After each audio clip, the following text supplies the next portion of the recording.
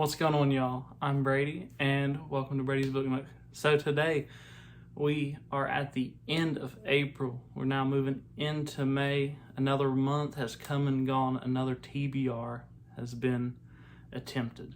And so, like I said, these videos are always me talking about my month, talking about what I was supposed to read, what I ended up reading, and kind of just seeing how that works out. And kind of just is a nice little way for me to track when I'm reading, what I'm reading, how I like reading, you know, a bunch of different stuff like that.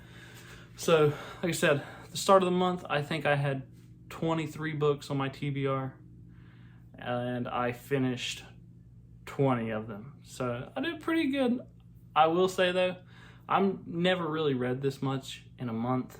I don't like it. I don't like cramming stuff together, especially when I'm starting to move into like a lot of pretty like dense literary stuff. I don't really enjoy bogging myself down with it. So, like I said, I'm gonna start out talking about some things that weren't books that I read this month, or some things that weren't like novels or just physical books that I'm gonna show you and do my ranking of for the month. So, like I said, as always, had to read Saga this month.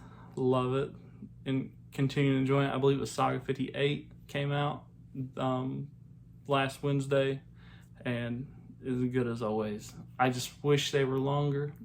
As someone who binged Saga in the period of like a week and caught up with it, and then now I had to wait like 30 days for 30 pages, it kills me. Yeah, so that was not great.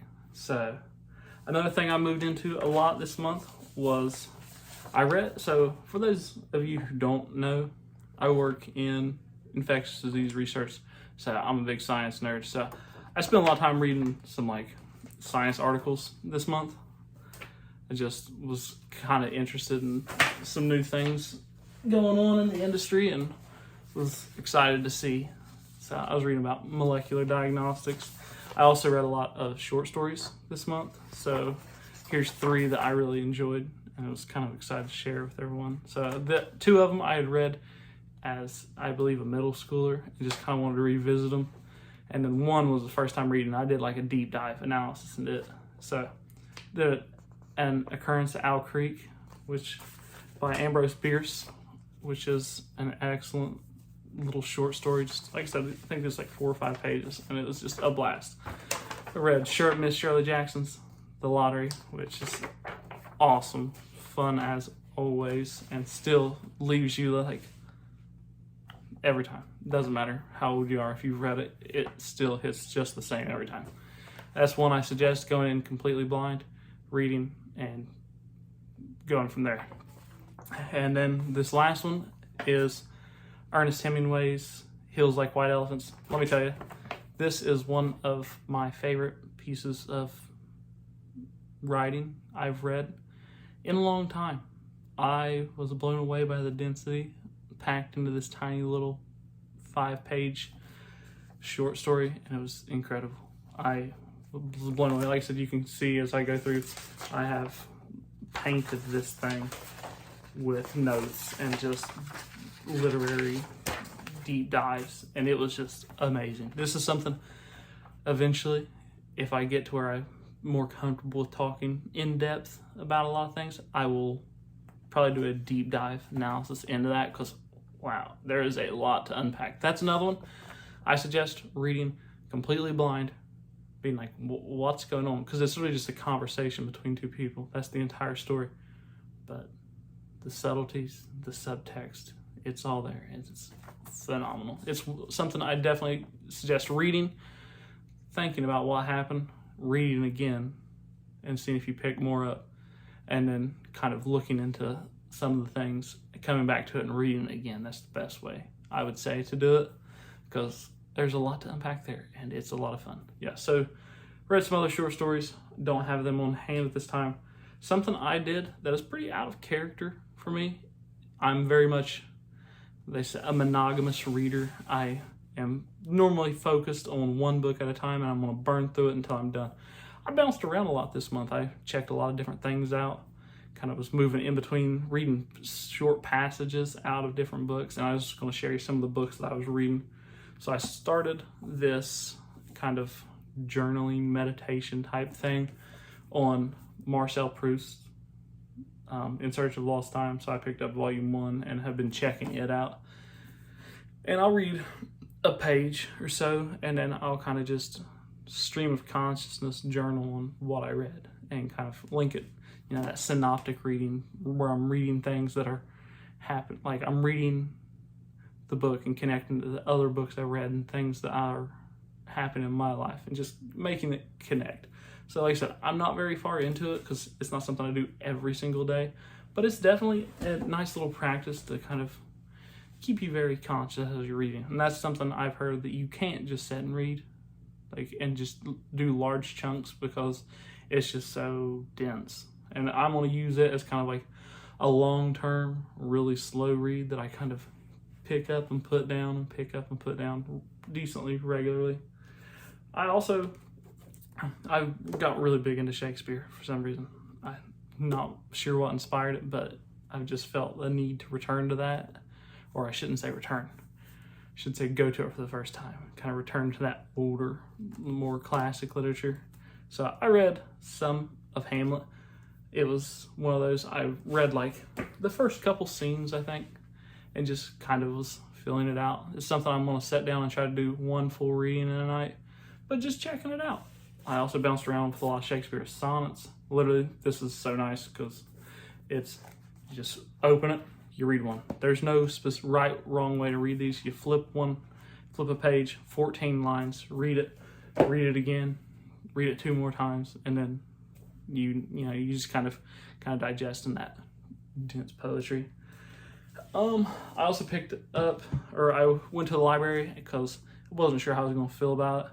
So I went to the library and got a book by Harold Bloom, who's a famous literature critic.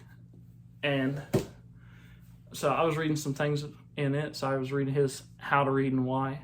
So kind of checking out different passages and seeing what he had to say on different short stories, plays, poems, novels that I've read or want to read. I was just kind of reading excerpts here and there, read the introduction stuff. And it's nice. Yeah, it was definitely something I wasn't sure how I was going to feel reading a critic's work. So I was like, I'll go to the library and check it out. But so far, what I've read, I really enjoy it.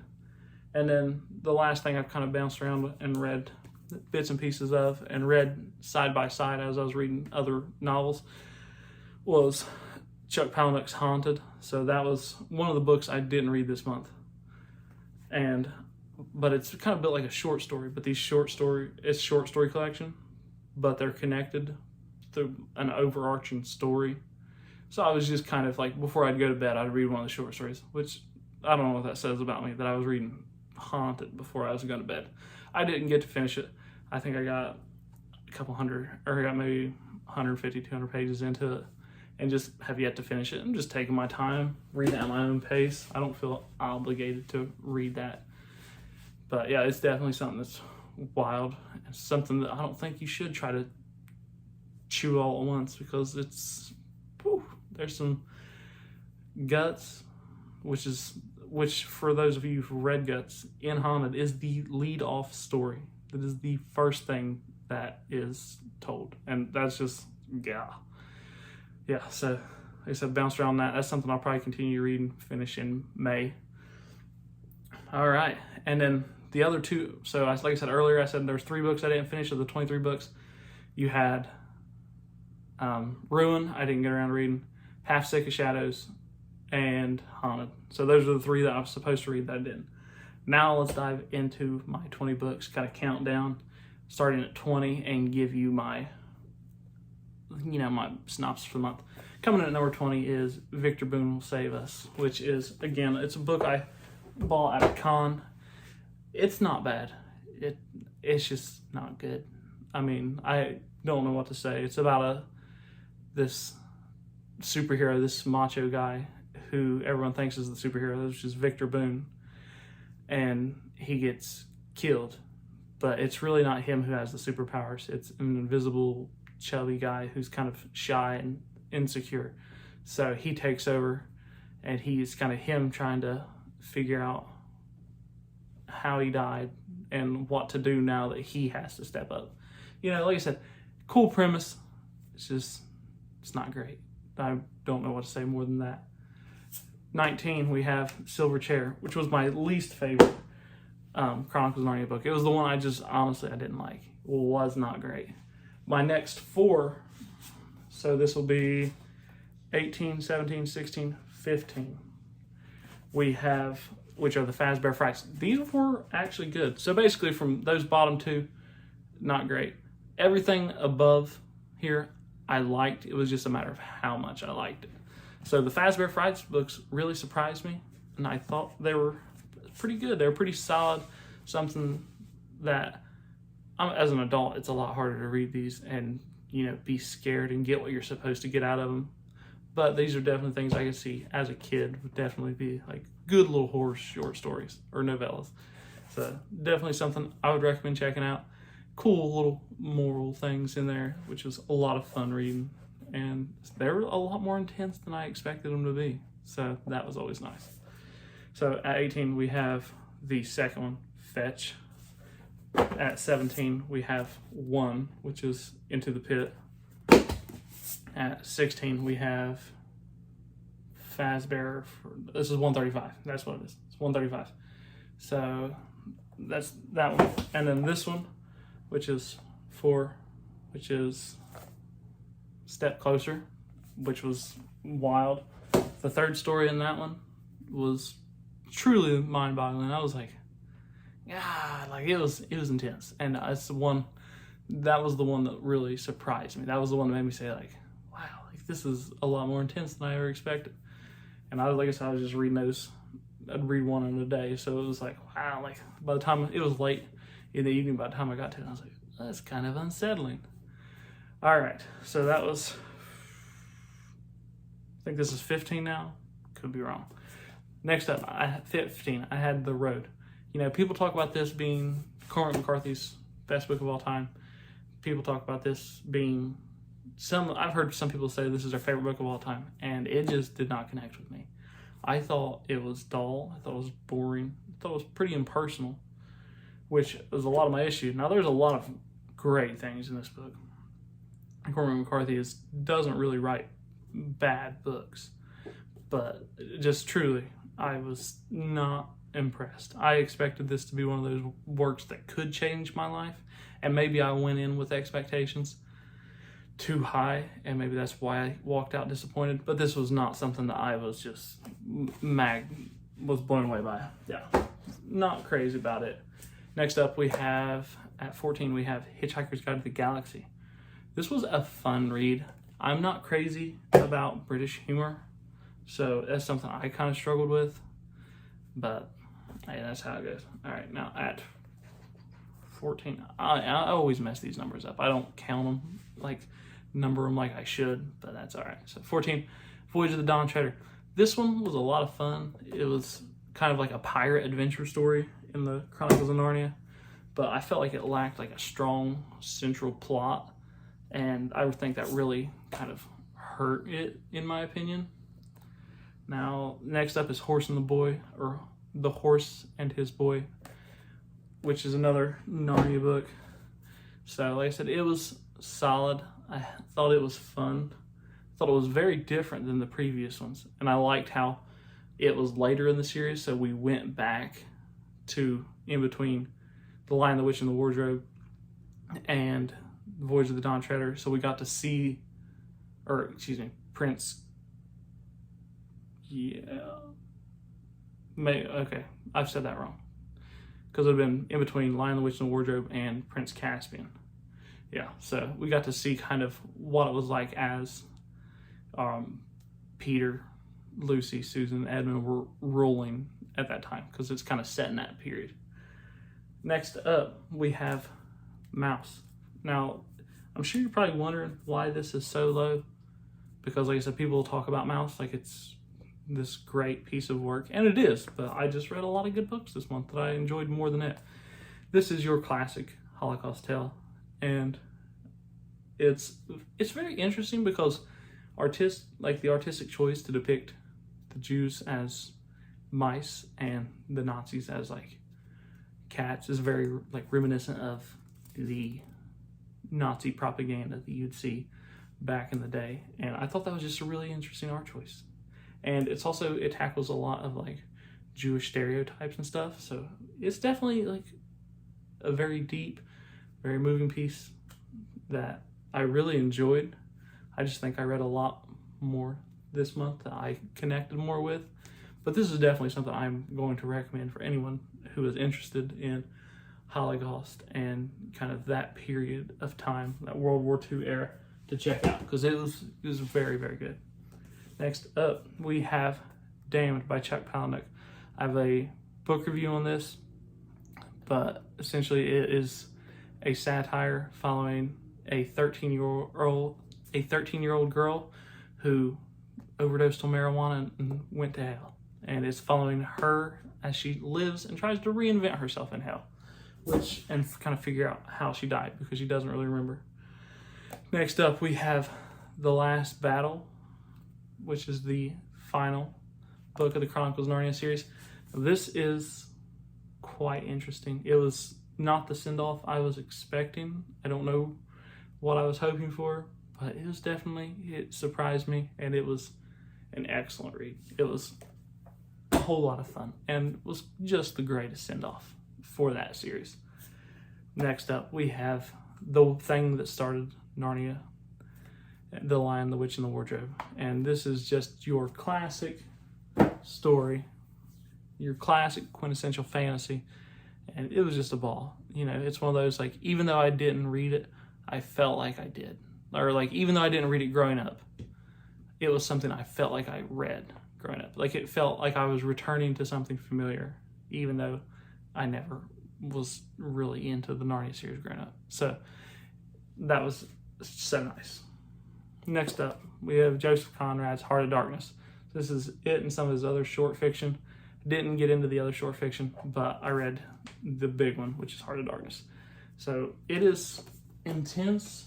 It's pretty dry, pretty slow, but it's very much that descent into madness, which is always fun to see. It follows a character as they are going to get Kurtz, who is this ivory trader turned cult leader.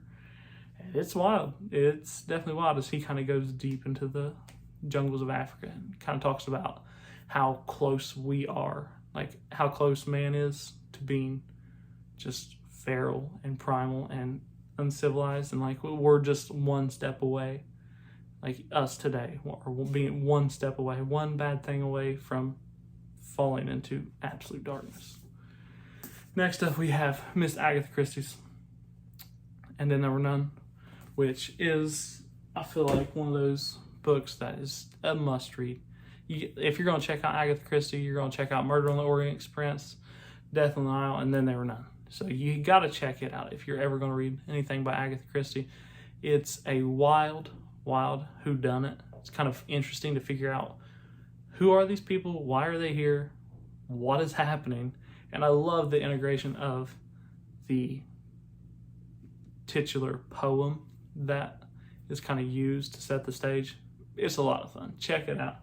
And if I were you, before you get too far into it, try to write your guess down on who done it and see if you're right, because I'm almost willing to bet that you aren't.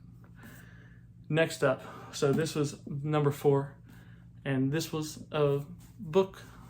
It's a book that's big on Book Talk and Bookstagram right now, and it is part of a book club that I'm doing with my wife and 2 of her very close friends, and that is Dance with Thieves. This is a YA fantasy book that is quite good. It's a enemies to lover trope. A lot of fun. I really enjoyed the fantasy world that it's set in. I was much more intrigued by the fantasy world than the plot. I thought the characters were solid, and it's a lot of fun. And you get to read both sides, both main characters. So you get to read the male and female perspective of this enemies to lover relationship, and it's a good time. It's something that I'm sure I understand the hype behind it. It's not something that's super for me, but I'm definitely glad I read it. It was quite good. Number 3, we have Prince Caspian. This one, honestly, when I read Prince Caspian, I thought this is locked. This is my favorite. This is going to be my favorite. Reepicheep, his introduction as a character in this and getting to see him throughout the rest of the series is just phenomenal. I love the story, and it's just a blast. But I will say, it somehow got dethroned, and this is my number 2 book of the month, which is The Magician's Nephew. This is fantastic. This is the 6th book published, the first book chronologically, and you have to read the other ones to appreciate this book. Don't read it in chronological order. Read it in the original publishing order, because if you do, I promise this is probably going to be your favorite book. It is spectacular in every sense of the word. So many things are connected, and the stage is set for the rest of the series, and it's just a wonderful story. It really is. Now on to my book of the month. Book of the month. This book somehow ascended into the pantheon of my favorite books of all time, and it's up there. I'd probably say, if I had to say right now, it's probably top 3. I've thought about this a lot, and it's just one of those books that kind of encapsulated me. I was enthralled with it. I loved it in every sense of the word, and that is Cormac McCarthy's No Country for Old Men. Now, this book, I have a 25-minute video on just me talking about it, and I feel like I barely scratched the surface. I feel like there's so much to. This is also one of those books that I annotated, and I don't annotate books, but I felt compelled. Literally, these are, unlike these, a lot of these tags are specific sections where you get to read Sheriff Bell talking, and I just loved those segments. They were so much fun. This book has so much in it, so much to unpack, and it's just a wild, I shouldn't even say wild, like it's just gritty and a thriller, but very like high literature at the same time, and I'm just blown away. Cormac McCarthy is quickly becoming one of my favorite authors, and after reading 3 of his books, I'm going to get the rest of his oeuvre this year and read all of it by the end of the year. Because I love his stuff, I'm probably going to return to this at least once this year, and I'll probably return to Blood Meridian, and if I reread those 2 and enjoy them even more, then I'll give The Road another shot, but I'm going to try checking out the rest of his stuff. So, No Country for Old Men is my book of the month and one of my favorite books of all time. I did a lot of reading this month, which is not something I really enjoy. I don't like cramming stuff in and trying to knock out quantity of books. That's not something for me. My TBR for next month is going to be quite trimmed down. I still am going to read a lot, just because it's one of my favorite things to do. I should say read a lot. To most people, they consider it a lot, but that's just, if that's what you do, that's what you do. You know, it's not one of them things that's, it's not a competition, it's just for enjoyment. So I'm not a fan of this high-paced, high-volume reading in that sense, but so I learned that this month, and I'm glad I did. I kind of got burnt out on reading by the end of the month, which is probably why I missed those last 3. I didn't really schedule right, and so I had a week of just dense literature that I was not ready for, and it kind of emotionally drained me. And I was like, I just don't want to try to get into some of these other books. But that's how it goes sometimes. So, like I said, April, hell of a month for reading. Loved it. Wouldn't do it again, but I'm glad I did. That's all I got for you guys. I can't wait to see what everyone reads in May, and I can't wait to see what you read in April. So let me know down below. Again, if you've made it this far, thank you for watching. It's greatly appreciated for you taking the time out of your day to watch these videos. And I thank you. I appreciate you. So that's all I got for you guys. Let me know what you think down below. And until next time, stay reading, y'all.